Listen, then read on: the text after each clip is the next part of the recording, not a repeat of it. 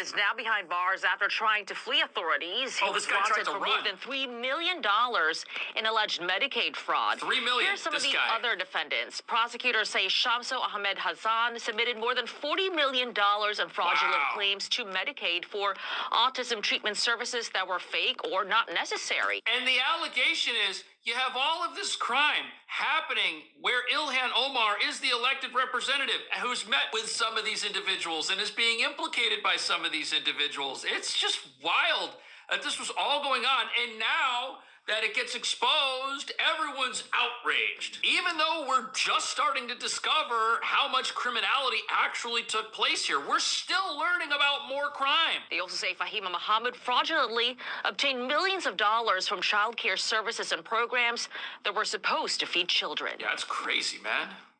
7 different state-managed Medicaid programs that have been systematically pilfered by fraudsters who treated Minnesota-run programs as their personal piggy bank. Today's arrests represent the largest autism fraud bust in American history. Medicaid is the fundamental payer of last resort for our most needy, most vulnerable citizens. Yeah. And when we're unable to keep these programs alive because of fraudsters, it hurts all of us. Right, so there are real people at the other end of this who were supposed to get this money and couldn't because it was being given to scammers for beach vacations. Scammers who allegedly donated to politicians that turned a blind eye. That's the allegation. I think it does seem like the tip of the iceberg, and here's why. Because we know how pervasive this fraud was, particularly in Minnesota, but probably other places as well, and how many politicians may have either turned a blind eye or even possibly been complicit in it for political reasons. But what's important about this is when you look at fraud schemes or any other federal cases with multiple defendants, there are 2 types of defendants in criminal court. There are those that cooperate and those that ultimately wish they did. So you're going to have lots and lots of people cooperating. So they will be able to not only expand these, but also get more details about who's involved, particularly in the state level. So yes, it's going to be massive. It's going to be big. But one of the other things that's really important that they're doing by bringing so much attention, meaning the Trump administration, to this issue, there's a massive deterrent value because people want to, if you're a criminal, you want to commit crimes you're going to get away with. And now that's not happening. And the fact that people are actually getting charged, people are actually going to jail, that bodes well for justice in America. That is going to be a huge deterrent for people that think that just because somebody that they are potentially well connected with is in office, it has got the broom and can sweep everything under the rug, that's not good enough anymore. Because if your president's not in the White House, well, guess what? Someone might come looking for all the fraud. Somebody might come looking for all the criminal activity. And we actually need to see real people who've stolen from America and stolen from children and stolen from those who are in need punished for it, because if that doesn't happen, this whole thing is going to keep happening. No consequences is the biggest incentive for people to keep doing this. And now they're not going to think they're going to get away with it, or certainly not as easily at this point. Such a great point. But one thing I don't understand is the following. Look, I get in Minnesota, so many Democrat politicians buried their head in the sand, even though they knew that fraud was happening right under their nose because they didn't want to lose the Somali vote. We know that. That is well documented. But in the other 49 states where this fraud in many instances was rampant as well, was known as well. California, New York. Why did Democrats not do anything about it when they were in charge of these states? For the sheer reason that Democrats are always touting the importance of these Medicaid, Medicare programs for those who need it. Well, that's because the allegation is these programs are set up with very few checks and balances, very loose regulations. The excuse in Minnesota was, well, we had so many people in need and we're so generous, we needed to set these things up right away and give the money out and just hope that it went to the right place. Well, what that allowed criminals to set up these businesses that got that money, take that money, and then guess who those criminals support? Do you think those criminals support a justice system that is going to come after them? No, they support a justice system that will help them create new businesses and new opportunity. And it sounds so great. Oh, we're going to expand this coverage. We're going to make it possible to have city-run daycares all over the place and this and that all over the place. And we're going to help people set up these businesses. And oh, we're so caring. We're so kind. But really, it's just a big program that enables scammers, and nobody actually gets the help they need because the money's disappearing. Why didn't they step in and save these programs that they're always touting the need to fund at the highest level and to expand these programs to everybody? It doesn't make sense why they didn't do anything. Unless it's a business. This is why blocking spam calls never stopped them. What do you mean? It's not just some random caller? No. When your phone...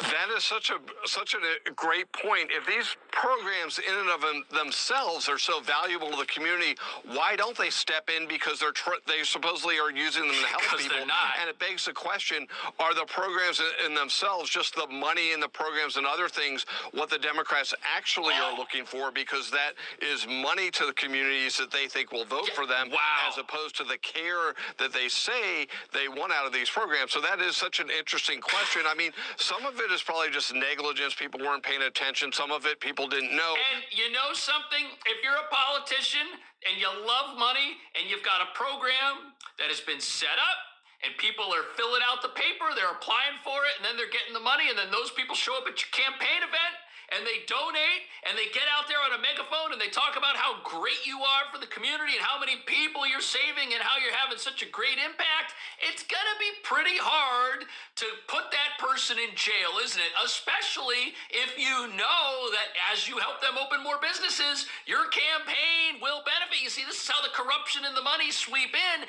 even if the politician's not in league with the bad guys, which some people think a lot more than that was going on in Minnesota. The House Oversight Committee referring the House Ethics Committee to investigate far-left Democratic Congresswoman Ilhan Omar. It concerned a controversial change to her financial disclosures that dramatically cut her family's reported wealth. Mike Tobin has more on this. What you find out, Mike? Hello.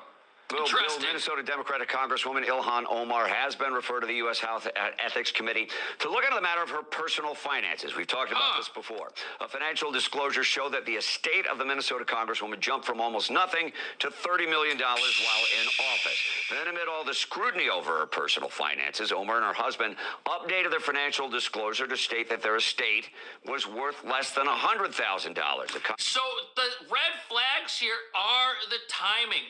It's not a big deal if you're a politician that is benefiting from crime and corruption to accurately disclose the amount that corruption has allegedly benefited you if your guy's in the White House, your guy's the governor, and no one's ever gonna check. But what happens? Trump comes in, Biden's not in the Oval Office anymore, and now the net worth drops. There's all these investigations. It all happens at the same time. It looks fishy, man. Congresswoman blamed the $29 million discrepancy on an accounting mistake that did not subtract the liabilities from her husband's business.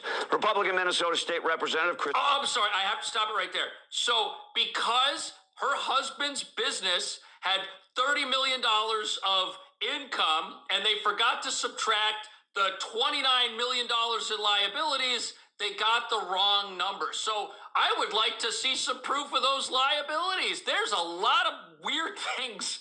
Fathomable that she would have two such disparate forms from her financial disclosures. One saying she's worth up to $30 million. The other one saying she's worth less than $100,000. The math just doesn't work, and they need to get to the bottom of it. Now, Omar sponsored the 2020 Meals Act, which the Minnesota House Fraud Prevention and Oversight Committee had been investigating this legislative session. The Republican Majority Committee determined that the Meals Act removed the guardrails on a program called Feeding Our Future. And that's what people think was done on purpose. They think it was done on purpose to remove these guardrails so that the scam could just be turbocharged. Intended to feed poor children during the pandemic. Prosecutors now say that program was defrauded to the tune of $250 million. Representative Omar did not cooperate with the committee, and Republicans lacked the votes to force her to cooperate. Now, Amy Bach, the woman convicted as the ringleader in the Feeding Our Future scandal, told the New York Post she struggles to believe Omar would not have known about the massive fraud enabled by the Meals Act. And that's the thing that everybody keeps pointing to. How does this happen? How do you meet with the people involved in this? How do you get your picture taken with some of them? And you don't know anything. And how does your net worth go way up and then there's no problem, and then it goes way down. Like, that's crazy. There's a lot of bizarre things happening over here. What do you think's going on? Is this a political conspiracy led by Trump to get rid of somebody that he doesn't like, or is there actual crime going on here? Should more people be convicted? I'll see you in the next video. That's the sound of an American oil company hard at work. Want to be a part of it? Listen up. Hello,